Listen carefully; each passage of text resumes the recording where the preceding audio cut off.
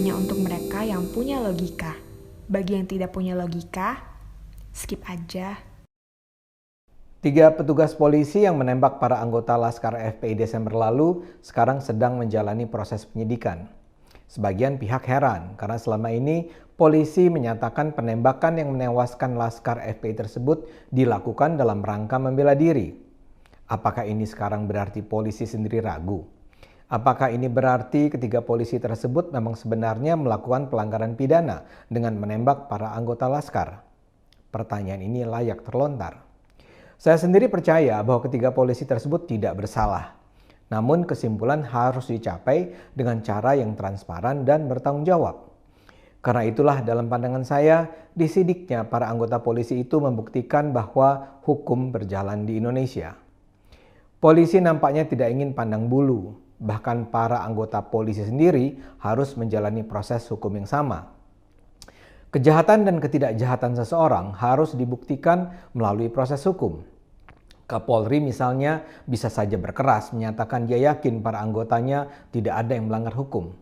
Tapi keyakinan itu harus didukung oleh fakta hukum. Hanya karena ketiga anggota polisi itu kini diperiksa bukan berarti bahwa ada kecurigaan kuat bahwa mereka adalah pembunuh. Penyidikan dilakukan nampaknya lebih untuk merespons rekomendasi Komnas HAM. Komnas HAM menyatakan tidak ada pelanggaran HAM berat, tapi mereka menduga bahwa polisi melakukan pembunuhan secara tidak sah di luar hukum. Karena itu Komnas HAM meminta agar kasus ini diperiksa lebih lanjut tanpa perlu ke pengadilan HAM. Untuk menyegarkan ingatan, saya jelaskan dulu kasus yang berlangsung Desember 2020 lalu dengan merujuk keterangan polisi. Ketika itu terjadi konflik fisik antara polisi dan Laskar FPI. Ini semula diawali dengan operasi pengintaian rombongan Rizik Syihab. Para polisi menguntit perjalanan rombongan Rizik yang tiba-tiba saja meninggalkan kediaman di tengah malam. Pengintaian ini sangat logis dilakukan karena Rizik sebelumnya memang sudah berulang kali melarikan diri dan bersembunyi sehingga tidak terjangkau tangan hukum. Di tengah perjalanan di jalan tol, tim Laskar FPI menyerang polisi.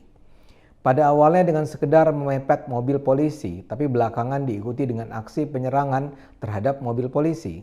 Tim Laskar FPI bahkan berhasil membawa 2 mobil polisi menjauh dari rombongan Rizik dan masuk ke daerah sepi.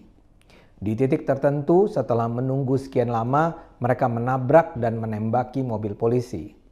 Polisi balas menembak, sehingga kemudian terjadi kejar-kejaran ala film Hollywood. 2 dari anggota Laskar tewas dalam aksi baku tembak.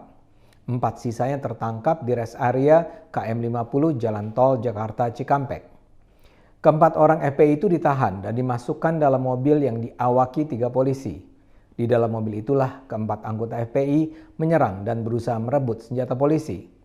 Tak ada pilihan, polisi pun terpaksa menembak para tahanan itu. Keempat anggota FPI tewas di tempat. Itu adalah penjelasan versi polisi. Keterangan tersebut lantas dibantah oleh para pendukung Rizik dan FPI. Mereka menuduh polisi dengan sengaja membunuh anggota Laskar. Mereka membantah bahwa mobil FPI yang lebih dulu menyerang polisi. Bahkan mereka menuduh polisi menyiksa para anggota Laskar sebelum membunuh mereka. Juru bicara FPI Munarman menyatakan anggota FPI tidak pernah membawa senjata api.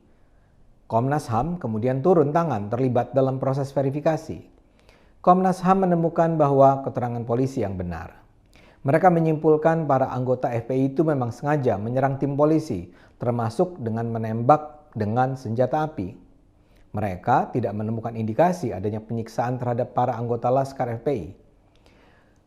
Komnas HAM memang menduga adanya tindakan pembunuhan di luar hukum terkait penembakan terhadap 4 tahanan. Namun mereka menyatakan untuk memastikan apakah benar telah terjadi pelanggaran hukum harus ada proses hukum yang adil.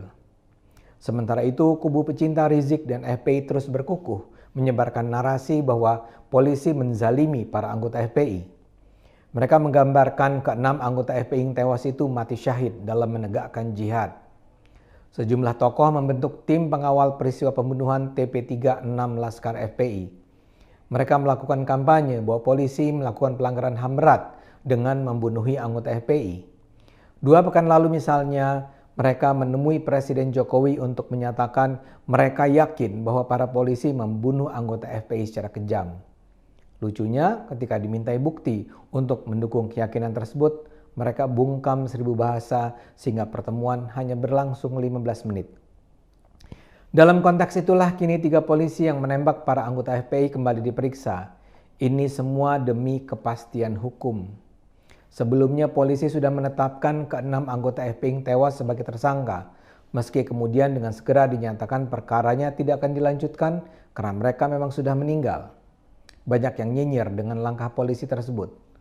Namun, saya ulang ya, ini semua harus dilakukan demi kepastian hukum. Harus jelas siapa yang benar, siapa yang salah. Para anggota FPI itu bukan pejuang kebenaran. Mereka itu menyerang polisi bukan sekedar agar polisi tidak bisa terus membuntuti Rizik. Mereka menyerang mungkin sekali untuk membunuhi polisi. Karena itu semua harus diletakkan sesuai duduk perkaranya. 6 anggota FPI itu dinyatakan sebagai tersangka karena mereka diduga melakukan aksi kejahatan. Begitu pula pemeriksaan 3 polisi ini.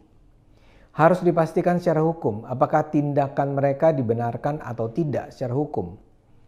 Abdullah Hehamahua menantang polisi untuk bersumpah mubahalah. Namun, sumpah mubahalah tidak dikenal dalam hukum.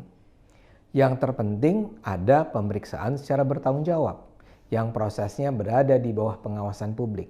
Ketiga anggota polisi itu harus menjelaskan apa yang sebenarnya terjadi. Dan pihak-pihak yang berkepentingan bisa menilai validitas jawaban polisi tersebut. Menurut saya, penyidikan terhadap 3 polisi ini adalah sebuah langkah yang sangat patut dihargai. Ini menunjukkan supremasi hukum berjalan di negara ini. Mari terus gunakan akal sehat, karena hanya bila kita gunakan akal sehat, negara ini akan selamat.